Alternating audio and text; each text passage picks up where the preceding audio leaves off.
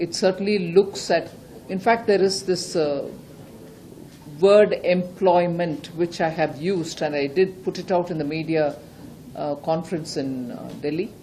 Each letter of that word employment, E stands for employment, M stands for middle class, and so on. So if you go down, that will capture everything which is in this year's budget. But highlighting some of the features, we have very clearly laid the emphasis on youth, on MSMEs.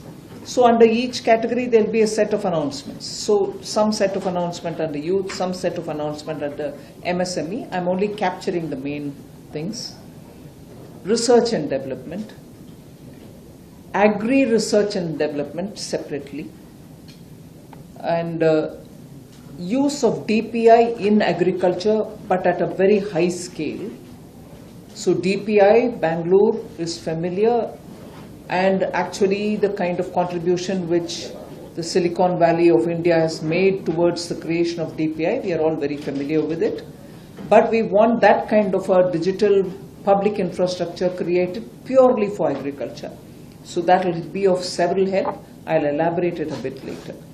Then you have a big investment, meaning big announcement and an outlay made for space. So that is another feature. Youth, MSME, R&D, agri R&D. Then I'm talking about space. And about middle class. So if I were to broadly categorize under each one of them, I can give you several things that we've taken as steps. Some tax related, some scheme related, some outlays. So you can imagine the budget broadly under these categories. But over and above that is the revenue share. Because I'm in Karnataka and the discussion has, since the time I presented the budget, been on what's the kind of allocations for states. Is the budget being biased?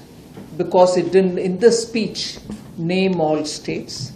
So I want to clarify, or even at the beginning, put forward to you as to what will be the revenue share and what will be the kind of allocations for Karnataka.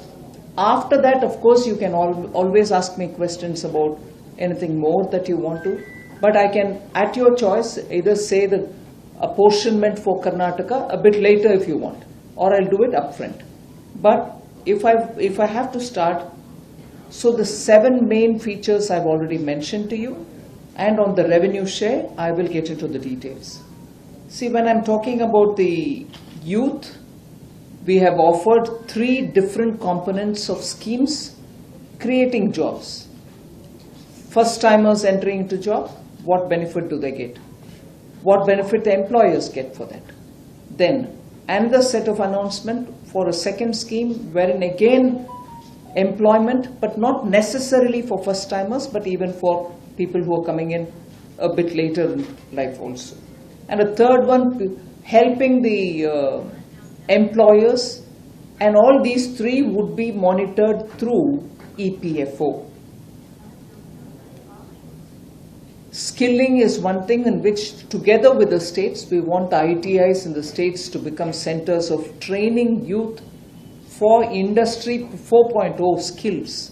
Today, when youth come out of schools or early colleges, they get trained for the same skills, like go and do a lathe machine or a welding shop and so on. But what we want is upskilling, meaning even as you come out, you should be ready for getting into a Industry 4.0 kind of a modernized industry. So that kind of a training.